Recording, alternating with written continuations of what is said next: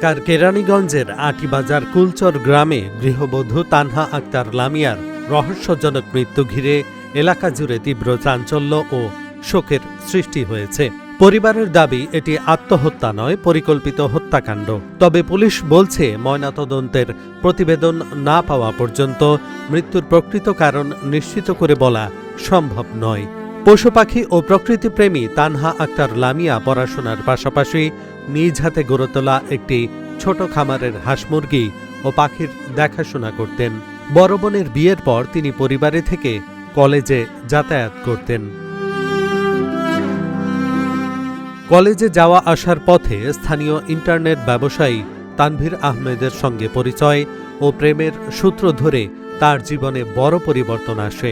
পরিবারের অমতে ঘর ছেড়ে তানভীরকে বিয়ে করেন তানহা। পরিবারের অভিযোগ, বিয়ের কিছুদিনের মধ্যেই তানহা শারীরিক ও মানসিক নির্যাতনের শিকার হন। তানভীর তার বাসায় প্রায় 16টি সিসি ক্যামেরা স্থাপন করে সার্বক্ষণিকভাবে তানহার ওপর নজরদারি চালাতেন বলে অভিযোগ রয়েছে। এমনকি পরিবারের সঙ্গে যোগাযোগ বা স্বাভাবিকভাবে কারো সঙ্গে কথা বলার সুযোগও ছিল না বলে দাবি স্বজনদের। আমি এলাকার অনেকরাও বলছি যে ভাই আমার মেয়েটাকে আপনারা ব্যবস্থা করে দেন, যে এখানে যেটা লাগাবি সেখানে সেটা করে দেবো, ছেলের সমস্যা নেই। অনেকটা আমি বলছি, অনেকে বলছে ঠিক আছে ভাই আমি কথা বলতেছি। এই কথা বলতে বলতে প্রায় 2-2.5 মাস পার কইরা আমার মেয়েরে হত্যা করছে।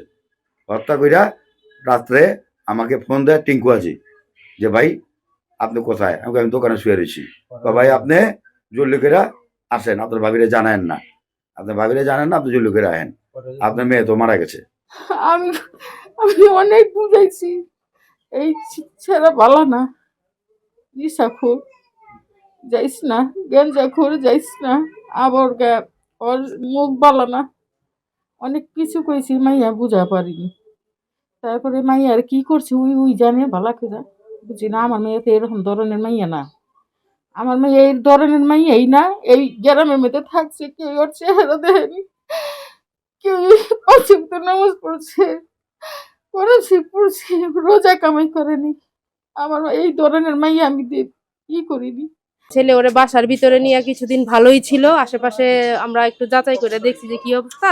প্রথমে ভালোই ছিল, কয়েকদিন যাওয়ার পরে ওরে টর্চার করা শুরু করছে এরকম। তারপরে ওই মেয়ের মা গেছে দেখার জন্য, মেয়ের মার সাথে প্রথমে মেয়ে কথা বলে না, তারপরে মেয়েরে জিজ্ঞেস করছে মা তুমি কি ভালো আছো? পরে মেয়ে বলছে যে ভালো আছি বলতে আমি তো ওনার সাথে আইসা পড়ছি, এখন তুমি আমার কাছে টাকা চায়, মানে আমি বা টাকা কই থেকে দিব? আমি সবকিছু ছাইরাতে এখানে চলে আসছি, মানে তোমরা কি কিছু টাকা দিতে পারবা? ওর ব্যবসার জন্য লাগবে। লাশ আপনি পাঠা দিয়েছিল ঢাকা মেডিকেলে। তারপরে ওইখানে যে তদন্ত লিখছে, তদন্ত লেখার পর এটি বাদ দেন, মেয়ে তো নিজে ফাঁসি দিচ্ছে, এটি নিয়ে আর কি করবেন? আপোষ আপনার আপোষ হয়ে যান গা। তো আমরা বলছি স্যার এটা তো অসম্ভব, আপোষ হওয়ার কি আছে? এখানে তো ইচ্ছাকৃত এটা মানানো হয়েছে, ওই নিজের ইচ্ছা মরে নেই গা। এটা আপনি দেখতে পাচ্ছেন না, অথচ পুলিশ এটা তদন্ত নিবে, আজ পর্যন্ত পুলিশে কোনো তদন্ত। আর আমরা নিজেরা আপনি ঢাকা মেডিকেল, ঢাকা মিটফোর্ডে যায়, হাসপাতালে যায় ময়না তদন্ত আমরা নিজেরা খরচ পানি দিয়ে আমরা সবকিছু করছি, অথচ এটা আপনার সরকার করবো, পুলিশে করবো এই জিনিসটি। আমরা নিজেরা যাই সবকিছু আপনার পোস্টমর্টমে সব খরচ দিচ্ছি। মামলা করতে গিয়েছিলাম, যাওয়ার পর বলছে যে মামলা এটি হবে না, একটা অপমৃত্যু মামলায়, এখানে মামলার কি হইব আপনার? এটা কোনো কথা? এটা আপনার মিউচুয়াল এজেন্ট, এটা কোনো কথা হইলো? আইনের প্রতি আমরা শ্রদ্ধা আছে, আইন যে এত অবনতি হইব এটা তো আর এটা বলার ভাষা নাই আপনার। এলাকায় একজন শান্ত, ভদ্র ও পশু পাখি প্রেমী মেয়ে হিসেবেই পরিচিত ছিলেন তানহা। ঘটনার পর থেকেই তানহার স্বামী তানভীর আহমেদ ও তার পরিবারের সদস্যরা আত্মগোপনে রয়েছেন বলে জানিয়েছেন প্রতিবেশীরা। সিসি ক্যামেরা তো বাইরে একটা লাগা ছিল, ঘরের ভিতরে লাগা ছিল। যখন এটা মনে করেন সিসি ক্যামেরা এখন ঘরের ভিতরে 2টা এখানে করানো, আর পরিকল্পনা ছিল যে আমি এই ঘটনা ঘটামো, সিসি ক্যামেরাটা খোলায় ঘরের ভিতরে তুইয়া এই কাজটা করছে, মানে ফাঁসি দেওয়া পাইরা ফাঁসি দিয়ে ঝুলাইছে। আর পুলিশে মানে দেখছে তদন্ত ভালো করে নাই, ঘরে যে সিসি ক্যামেরা রয়েছে বাইরে সিসি ক্যামেরা দেখুন কোনো তদন্ত করে নাই। কত ফিট লম্বা, কত ফিট কি, যখন আমি আসি তখন এই যে খাটটা থেকে এই বাজে ঝুলানো, এই লাশ কখন এইভাবে ঝুলানো থাকে, মৃত্যুর রস থাকবে এইভাবে স্ট্রং, চোখগুলো হবে বড় বড়, জিভ থাকবে বড় বড়, কিন্তু জিভটা একটু অল্প হয় আর চোখগুলো মানে ঘুমা হয়েছে এইভাবে আছে। ফাঁসি তো আমি অনেক দেখছি, কিন্তু এইভাবে দেখি নাই। ওই একটা সাধারণ মানুষ, একটা সাধারণ ব্যবসা করে, তো ওর বাড়ির সামনে তো দেখলেনি আপনারা কতগুলো ক্যামেরা, যেমন লাগতেছে ওই বিশিষ্ট শিল্পপতি। হ্যাঁ, ওই সারাটা দিন মাইয়াটা যেমন বাইরে না যেতে পারে, কেউ সাথে না দেখা করতে পারে, এই কারণে ওই মাইয়ারে মনিটরিং করতো, মাইয়ারে টর্চারিং করতো, যে কেউ সাথে কথা কইতেছে, ওর আত্মীয় স্বজন কেউ আইলো নি, ওই নজর করে রাখতেছে আর কি। ওই যে জায়গায় গেতো ওই জায়গায় মাইয়ারে দেখতো, মাইয়ার কথা শুনতো, বয়স শুনতো, যে কেউ লয়ে কথা কইতেছে কিনা। আমরা এই ধরনের ফাঁসি আমরা কখনো দেখি নাই, আমার জীবনে দেখি নাই এই ধরনের ফাঁসি। কেউ ঝুলাও থাকবো, কিন্তু টাকা তুলে কামানো থাকবে, এই ধরনের মৃত্যু আমরা কখনো, এই ধরনের ফাঁসি মৃত্যু আমরা দেখি নাই। যত মৃত্যু দেখছি এই ধরনের মৃত্যু দেখি নাই। হত্যাকাণ্ড প্রমাণ হলে আইনানুগ ব্যবস্থা নেওয়া হবে জানালেন কেরানীগঞ্জ মডেল থানার ওসি।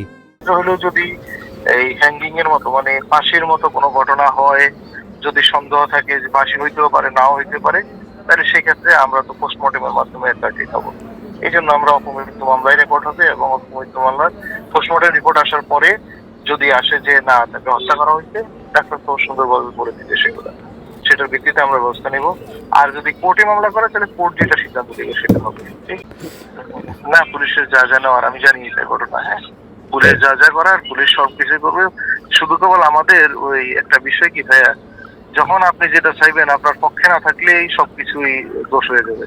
আপনি নিজেও আপনি একজনকে যখন কোনো কিছু দিতে পারবেন না, আমাকে দিতে না পারলে আমার আইনের কোনো বরখেলাপ হয়েছে কিনা সেটা বলবেন। যদি আইনের কোনো বরখেলাপ আমাদের হয়, যেমন আমি জানি ঘটনা, এই জন্য আপনাকে আমি ক্লিয়ার কথাগুলো বলে দেব।